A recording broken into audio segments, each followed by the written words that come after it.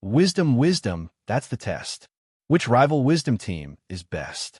52 teams of 8 antique rival wisdoms that have passed the test of time to encourage, educate, and entertain generations for centuries.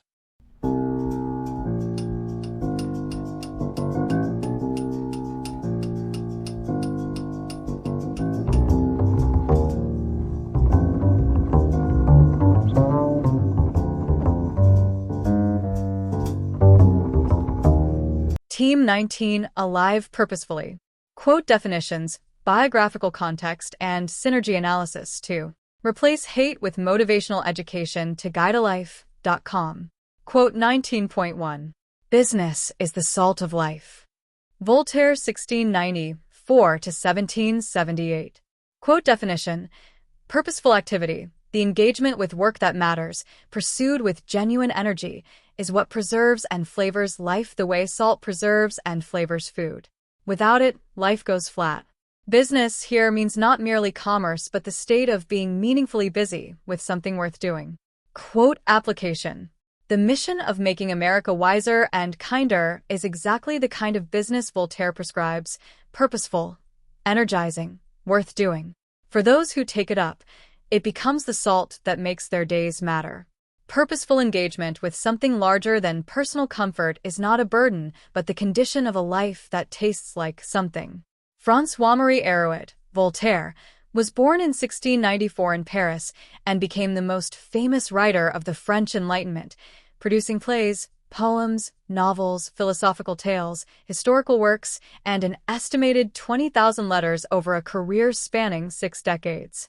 He was imprisoned in the Bastille twice, exiled from France multiple times, and spent years at the court of Frederick the Great before settling at his estate at Ferney, near the Swiss border, where he spent the last 20 years of his life running a watchmaking enterprise, advocating for victims of religious persecution, and conducting the most voluminous correspondence of the 18th century. He was never idle. He was perpetually in business, in every sense the word can carry, and he understood from his own experience that purposeful engagement was what made life worth living. This quote specifically encourages individuals to 1. Pursue purposeful engagement with something worth doing as a basic condition of a meaningful life, not as an optional extra. 2. Recognize that idleness, the absence of genuine business, produces the flatness that drives people toward the destructive substitutes that hatred and resentment provide. 3. Apply the salt metaphor practically. Find the work that preserves and flavors your days, and do it with the energy it deserves. Quote 19.2. A shortcut to riches is to subtract from our desires. Petrarch 1304 to 1374. Quote definition. The most direct path to genuine abundance is not to accumulate more but to need less. When desires contract to match what is genuinely available and genuinely fulfilling, the gap between wanting and having closes, producing a form of wealth that no amount of acquisition can purchase. Quote application. Hatred often grows in the gap between inflated desires and frustrated reality. When people feel cheated of what they believe they deserve, they look for someone to blame. Petrarch's shortcut addresses that gap at its source. Reducing desires to what is genuinely fulfilling eliminates the chronic frustration that resentment and hatred feed on. Contentment is not passive resignation but active wisdom. Francesco Petrarch, was born in 1304 in Arezzo and is considered the father of humanism for his role in recovering and promoting the classical texts that fueled the Renaissance. He is also among history's most eloquent observers of the relationship between desire and suffering. His Canzoniere, over 300 sonnets addressed to the idealized Laura, documents 30 years of longing for a woman he may have seen only once, a sustained meditation on the gap between desire and fulfillment that he eventually understood as a spiritual problem as much as a romantic one. His counsel to subtract from desires came from hard-won personal insight into how unbounded wanting produces its own poverty regardless of what is actually possessed. This quote specifically encourages individuals to 1. Practice the active discipline of desire reduction, regularly examining what you actually need versus what you have been conditioned to want. 2. Recognize that the gap between desire and fulfillment is where resentment, frustration, and the impulse to blame others grows. 3. Understand contentment as a form of genuine wealth that accumulation cannot provide but subtraction can. Quote 19.3. A man is not paid for having a head and hands, but for using them. Elbert Hubbard, 1856 to 1915. Quote definition: capability, intelligence, skill, physical capacity, has no inherent value separate from its application. The world rewards use, not possession. Talent held in reserve, intelligence never deployed, hands never engaged with actual work produce nothing and earn nothing. Value is created only in the doing. Quote application: the wisdom in these 52 teams has no value unless it is actually used, thought about, applied to real situations, shared with real people, and allowed to shape real decisions. Hubbard's principle is the case against passive reception of wisdom. The goal is not to possess a collection of wise sayings, but to use them in the living of a wiser and kinder life. Elbert Hubbard was born in 1856 in Bloomington, Illinois, worked as a soap salesman for the Larkin Company before visiting William Morris's arts and crafts community in England, and returning to found the Roycroft community in East Aurora, New York, a craft-based utopian enterprise that produced furniture, metalwork, leather goods, and printed books of remarkable quality, and became one of the most significant American arts and crafts movements. He wrote prolifically, essays, biographies, philosophical pamphlets, and his 1899 essay A Message to Garcia, about a soldier who simply completed his mission without complaint or excuse, sold over 40 million copies, and became one of the most widely distributed pieces of American writing in history. He died on the Lusitania in 1915. His entire career was a demonstration of his principle. He used everything he had completely.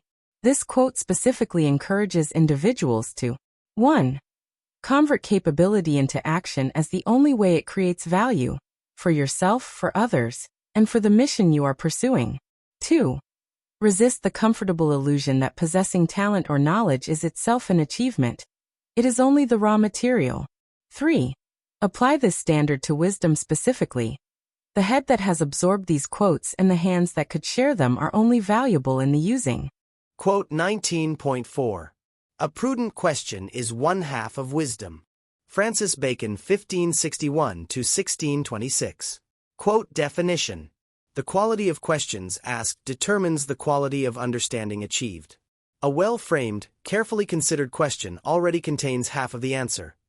It defines the territory, eliminates irrelevant considerations, and orients inquiry toward what actually matters. Wisdom begins not with assertions but with the right questions. Quote application: the work of replacing hate requires asking the questions that hatred never asks. Who is this person really? What experiences shaped their situation? What do we share? What would I feel if our positions were reversed? These prudent questions are already half the journey from prejudice to understanding, because asking them honestly opens doors that confident assertion keeps permanently shut. Francis Bacon appears in Teams 12 and 17 as well. His principles of making opportunities and commanding nature by obeying her anchored those frameworks. Here his epistemological insight takes center stage. Bacon's entire scientific method was built on the primacy of the right question. He argued that most of what passed for knowledge in his era was the product of poorly framed inquiries that built elaborate answers to the wrong questions. His Novum Organum of 1620 was essentially a manual for asking better questions, identifying the idols, false assumptions, that distorted inquiry and replacing them with careful, empirically grounded formulations that could actually yield genuine knowledge. He understood that the question shapes the investigation, and the investigation shapes what can be known. This quote specifically encourages individuals to 1. Invest in the quality of questions asked before investing in the quantity of answers pursued. A poorly framed question produces elaborate wrong answers. 2. Recognize that the willingness to ask genuine questions, rather than asserting confident conclusions, is itself a mark of wisdom and a mechanism for achieving more of it. 3. Apply prudent questioning to prejudice specifically. The questions that hatred never asks are precisely the ones that would dissolve it if honestly entertained. Quote 19.5. Imagination is the eye of the soul. Joseph Joubert, 1754 to 1824. Quote definition: imagination is not merely the faculty of fantasy or creative invention. It is the means by which the soul perceives what the physical eyes cannot see. Other people's inner lives, possible futures, the moral dimensions of situations, the meaning beneath the visible surface. It is the deepest form of human perception. Quote application. Hatred is a failure of imagination. The inability to perceive another person's full humanity, their inner life, their suffering, their hopes. The cultivation of imagination is therefore one of the most direct routes to replacing hatred with understanding. When we can genuinely imagine what it is to be someone else, the dehumanization that hatred requires becomes harder to sustain. Joseph Joubert was born in 1754 in Montignac, Périgord, France, and spent most of his adult life as a private thinker and correspondent who published nothing during his lifetime. He was a close friend of Chateaubriand, who published a selection of his notebooks and letters after his death in 1838, and the fragments that emerged compressed luminous observations on the nature of thought, beauty, and moral life, were immediately recognized as among the finest aphoristic writing in French literature. He had spent his life reading, thinking, and writing for himself, convinced that his thoughts were too undeveloped to publish, which turned out to be radically wrong. His observation about imagination as the eye of the soul came from a man who spent decades looking inward with extraordinary precision and found that the capacity to see beyond the visible surface of things was the most essential human faculty. This quote specifically encourages individuals to 1. Cultivate imagination deliberately as a moral and social faculty, not merely as a creative one. The ability to perceive other people's inner lives is the prerequisite for genuine kindness. 2. Recognize that the poverty of imagination, the inability to picture what others experience, is the cognitive root of cruelty and indifference. 3. Use literature, art, story, and genuine human conversation as the exercises that develop the imaginative eye. Each genuine encounter with another person's inner life strengthens the capacity for all subsequent ones. Quote 19.6. An overflow of good converts to bad. William Shakespeare, 1564 to 1616. Quote definition. Even genuinely good things, virtue, enthusiasm, generosity, zeal, become harmful when pursued without balance, proportion, or wisdom about limits. Excess converts the best qualities into their opposites. Courage becomes recklessness. Generosity becomes enabling. Zeal becomes fanaticism. The good that overflows its banks floods rather than nourishes. Quote application. This principle is the internal check on the mission itself. The zeal to replace hate with wisdom, however genuinely good, can overflow into self-righteousness, into the contempt for the unenlightened that mirrors the contempt it opposes, into the fanaticism that good causes sometimes generate. Shakespeare's warning is the standing instruction to maintain proportion, humility, and honest self-examination even in the pursuit of the best goals. William Shakespeare was born in 1564 in Stratford-upon-Avon, Warwickshire, and produced 37 plays, 154 sonnets, and several long poems across a career of approximately 25 years that has made him the most widely read, performed, and quoted writer in the history of the English language. The observation that an overflow of good converts to bad appears in several forms across his work, most explicitly in Measure for Measure and in the character studies of people whose virtues have outrun their wisdom. Angelo's justice without mercy, Othello's love without trust, Lear's generosity without judgment. Shakespeare's entire dramatic output is in some sense a sustained examination of what happens when human qualities, good and bad, exceed the bounds that wisdom would maintain. He understood excess as one of tragedy's primary mechanisms, and he articulated its principle with characteristic compression. This quote specifically encourages individuals to 1. Apply the overflow test to every virtue being pursued. Is this good thing being practiced with the proportion and balance that keeps it genuinely good? 2. Watch especially for the overflow of zeal in the pursuit of justice, wisdom, and kindness. The causes most worth pursuing are the ones most capable of generating the fanaticism that discredits them. 3. Maintain the humility to recognize when a genuine good has begun to overflow its banks, and to restore proportion before the flood damages what the good was meant to protect. Quote 19.7. Action speaks louder than words but not nearly as often. Mark Twain 1835–1910. Quote definition. The familiar principle that action outweighs words is true. Genuine action is more revealing and more consequential than any statement about intentions. But the sardonic addition captures the equally important truth. Actual action is far rarer than the words that claim to substitute for it. Most people talk about what they will do vastly more than they actually do it. Quote application. The work of replacing hate is full of well-intentioned statements that never convert into actual behavior change. Twain's wit is the standing challenge. Not, do you believe in wisdom and kindness? But, how often does that belief actually produce action? The mission measures itself by what it does, not what it claims, and it invites everyone it reaches to apply the same standard to themselves. Samuel Langhorne Clemens, Mark Twain, was born in 1835 in Florida, Missouri, and educated himself through a practical curriculum that included typesetting, riverboat piloting, silver mining, and journalism before becoming the most celebrated American writer of his era. He appears in Teams 6 and 14 as well, where his principles about getting started and not letting schooling interfere with education anchored those frameworks. Here his satirical precision takes center stage. The observation that action speaks louder than words but not nearly as often is the kind of compressed social observation that requires no elaboration. It lands because everyone who hears it immediately recognizes it as true of themselves and of the people around them. Twain's genius was saying what everyone privately knew but had not previously had the words for. This quote specifically encourages individuals to 1. Apply honest self-assessment to the ratio of stated intention to actual action in your own life. The gap between them is where the real work is. 2.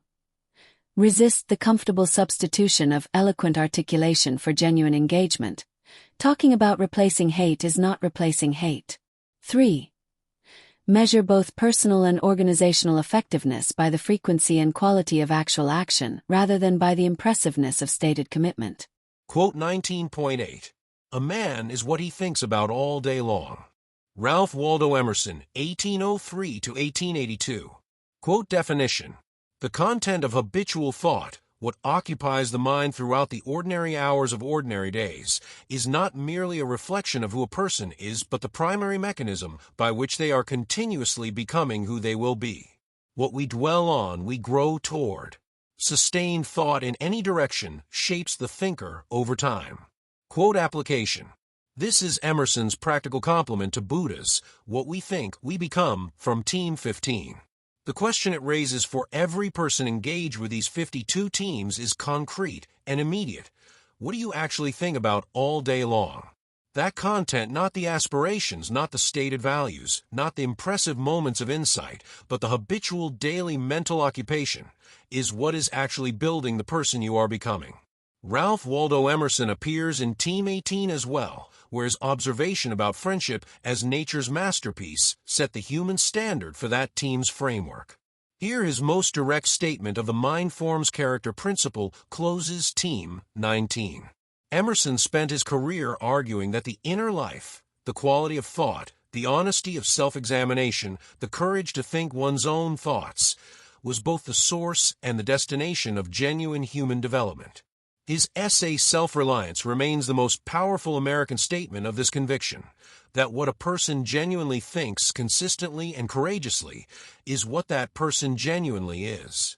The all day long in this observation is the key, not the elevated moments of clarity, but the habitual occupation of the ordinary hours, which is where character is actually formed. This quote specifically encourages individuals to 1. Take honest stock of the actual content of your habitual daily thought, not what you aspire to think about, but what your mind gravitates to when unguided. 2. Recognize that the quality of habitual thought is the most direct lever available for shaping the person you are continuously becoming. 3. Invest deliberately in populating the mind with the wisdom, kindness, and human understanding that you want to become, because you will over time become what you think about all day long. How they work together as a unified philosophy. The Live Purposefully framework. Engagement layer. Purposeful business and disciplined desire. Quotes 1, 2. Voltaire. Establish purposeful engagement as life's essential salt. The meaningful work that preserves and flavors existence rather than letting it go flat. Petrarch. Provide the internal discipline that makes purposeful engagement sustainable, subtracting from desires so that what you actually have is genuinely enough. Together, the outer condition and the inner condition of purposeful living. meaningful engagement with worthwhile work. Voltaire. Combined with the contentment that keeps that engagement genuinely satisfying rather than perpetually frustrated. Petrarch. Without the purposeful business, life goes flat. Without the subtracted desire, the business is never enough. Action layer, used capability and prudent questions. Quotes 3, 4. Hubbard. Insists that capability only creates value in its use.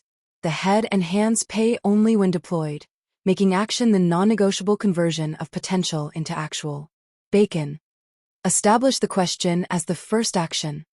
The prudent question that is already half of wisdom, orienting effort toward what actually matters before the effort begins. Together, the sequence of wise action. Bacon's prudent question first, which defines where Hubbard's used capability should be directed. Ask the right question, then use your full capacity to answer it. Either alone is incomplete. Capability without direction wastes effort. Questions without capability never reach answers. Perception layer. Imagination as soul's eye and overflow as warning. Quotes 5, 6.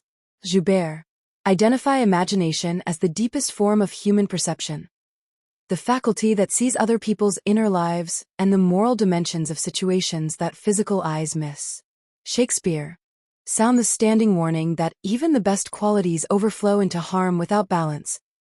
Keeping the imaginative and purposeful person honest about the limits of their own virtue. Together, the complete perceptual toolkit of the purposefully living person. Joubert's imagination opens vision beyond the visible surface to what is morally and humanly real, while Shakespeare's overflow warning keeps that expanded vision honest and proportionate. Imagination without the overflow check produces zeal. The overflow check without imagination produces mere caution.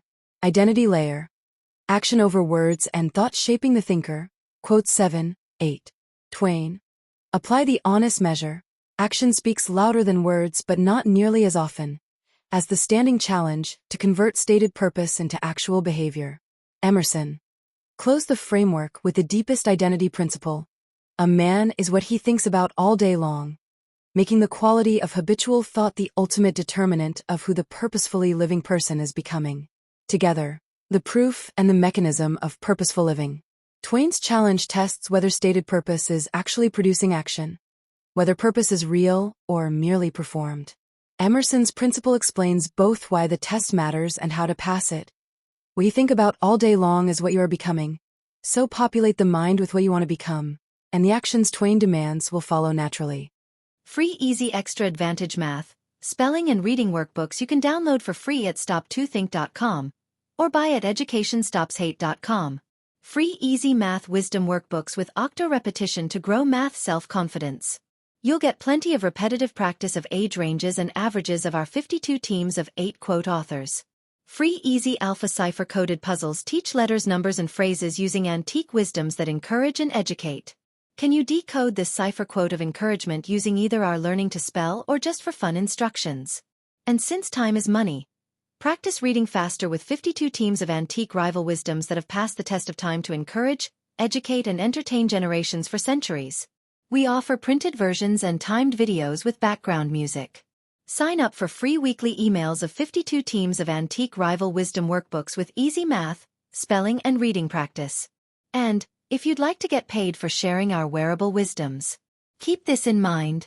Everyone I know wears a shirt, and most of us change them daily, so change your shirt and change the world. Social equalities are blatantly subliminal antique positive wisdoms repetitively shared without saying a word. This applies to all our wearable shareable wisdoms. Like pretty witty baby onesies and baby tees that you and others will see and read multiple times a day. The same is true with pretty witty kids, but they'll also share these wisdoms with anyone that can read at daycare or school. Youthful truths let your kids gain confidence sharing antique wisdoms with their friends.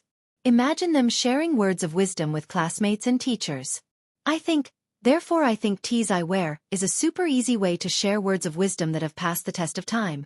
Our social equalities help make us all wiser and kinder with blatantly subliminal messages promoting a more fair and equal opportunity society for all.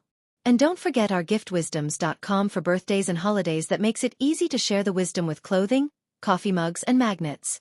So do the future a favor by encouraging, educating, and entertaining with words of wisdom that have passed the test of time to make us all wiser and kinder. With wearable wisdoms to fit babies, kids, and adults. You can clothe the whole family, city or state. Join the 52 of 8 today.